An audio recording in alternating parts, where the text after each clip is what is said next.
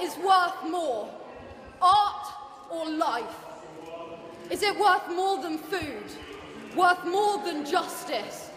Are you more concerned about the protection of a painting or the protection of our planet and people? It genuinely blows my mind that the one who believes that they're going out there and saving the world from all its injustices is the same one who can't save themselves from a dirty room or an unmade bed or a bowl that's been left out for 2 days next to the sink. Like, it blows my mind how somebody who sees themselves as this social justice activist, this change agent in the world who is going to fix all of these grand problems, most of which are made up, is the very same person who can't even remember to bathe 2 or 3 times out of a week, or who finds it difficult to get themselves out of bed to do very simple and basic things to take care of themselves. Again, this ain't an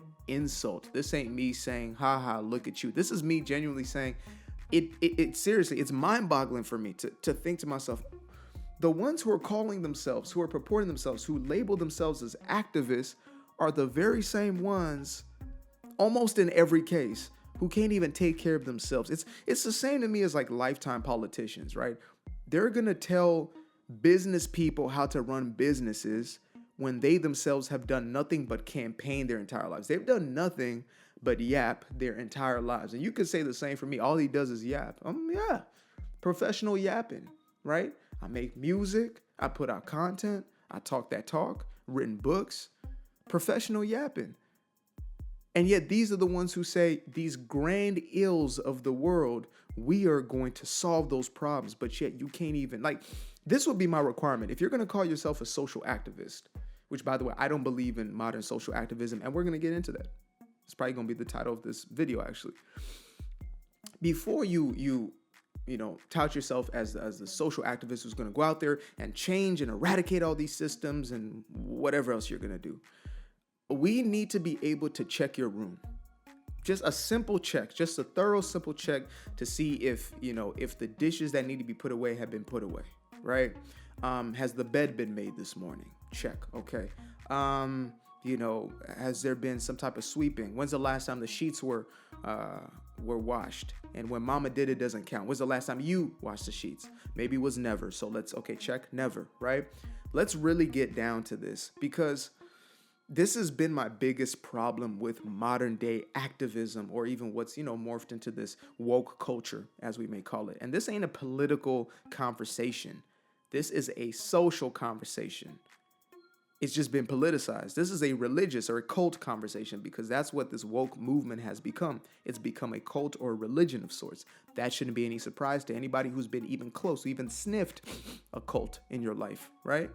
It has the same sort of foundations, the same sort of, ideological push, the same sort of us versus them mentalities. It's all there. It's all baked into it. It has its leaders who are charismatic and, really taking money out the back pocket while offering a little bit of change in the front, in the front of the individual. Like, all of these elements are there, right? But the reason I cannot respect, and I can't even step into it, and this may sound, crazy coming from a young black man, right? Because I'm supposed to be following a certain program. I'm supposed to fall in line with a certain way of thinking and a certain way of doing things. Well, guess what? I'm not that guy, and I never will be. So sorry. Not sorry. Never sorry. Period. Unapologetic. When you look back at MLK, when you look back at Gandhi, when you look back at Nelson Mandela and individuals of that kind, right? We can go to Steve Biko's of the world, etc. When these individuals were fighting for a certain freedom, it was a very real and tangible thing, right? It was not in theory, and it was not based upon history. It was based upon the present moment, just like the civil rights or the Civil War in America, the war to abolish slavery. When the Republic, decided to essentially break away, or it was the slave owners, the Democrats, who broke away from the Republic because they wanted to keep their slavery going. And so there was war amongst the two parts of the country, right? There was a very real and straightforward thing that was going on. And so everybody who was standing for that movement and doing something had a clear agenda. It wasn't an agenda for your agenda. You see what I did? It wasn't an agenda to push a narrative. It wasn't an agenda for a certain placement in society. It wasn't to belong or for a sense of acceptance in the same way it is today. I'm not saying there weren't elements of it, but its actual purpose was to get us from here to here. It's kind of like, survival needs, right? When you're hungry, you're just hungry. So you're just looking for food. Once that need is met, now when you're looking for significance and all these other, quote unquote needs, it can be it's a gray area. It could be so nebulous. You can't touch it. It's not tangible. So you can go far left or far right with it. You can go to the complete, furthest extent of looking for attention, of validation. And you could, be somebody who does an atrocity to society, or you could be somebody who does something that changes the world for good. But in this day and age, we've incentivized and we've given a voice to, which again, I believe everybody deserves to speak their speak. Everybody deserves to talk their talk. But we have incentivized and we've coddled and we've validated those who are claiming themselves to be better than everybody else because they have, all these injustices that they're solving and they're fixing by standing outside of, I don't know, some type of store or something like that with the sign up that they wrote half-assedly with the Sharpie, or, they're running up in a museum, or a gallery and throwing Campbell's noodle soup onto a Van Gogh painting, protesting the ills of, the plastics or toxins or whatever. Like, I know this sounds so crazy to some folks who are like not exposed to this. Like when I talk to my girl, because, she's born overseas, she's just like, there's no way. Like, what? You know what I mean? It confounds her. And I say, yeah, it's turned into an absolute nut house over here. And I'm going to call it what it is. We're fighting battles that don't exist. We love to talk about like systemic racism. The reason why we're not, mobilizing, the reason why we're not elevating as a people is systemic racism. And I say, look, we came to this country because there's opportunity here. Like my parents came here because it was better here. That was their vantage point, their viewpoint. There are millions of immigrants who are pouring into the country because it's better for them here. They're not coming here because it's worse and it's so terrible. Otherwise, they would stay where they stayed if where they were was better. And we could say, nah, but that's the problem. The problem is the fact that we have this perception that this place is so problematic and yet. And so that's really my biggest gripe with the activism of today is a majority of it is not founded in a genuine looking to change the world, but instead it's projections of one's own insecurities. I said it and I'm going to say it again.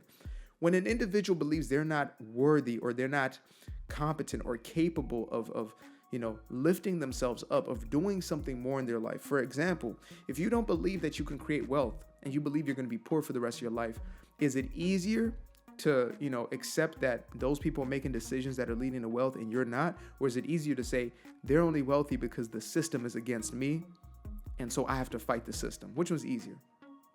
All right? Which one's easier to say, I'm just not doing what's necessary. I'm not educating myself, becoming financially literate. I'm not, putting the work in order to get the outcome that person is. Is that easier? Or is it easier to say, inequality and disparities? Now, again, yes, there have been multitudes of times in history, most of human history, where there was clear injustices. But even in that, people would rise above a system when they stopped thinking like the mass, when they stopped thinking like the herd, when they stopped thinking like the crowd.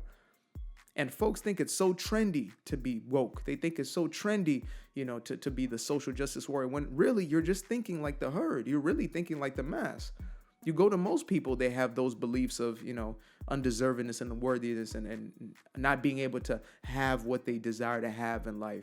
Most people believe themselves to be powerless and helpless as opposed to able to actually do something that can change their life.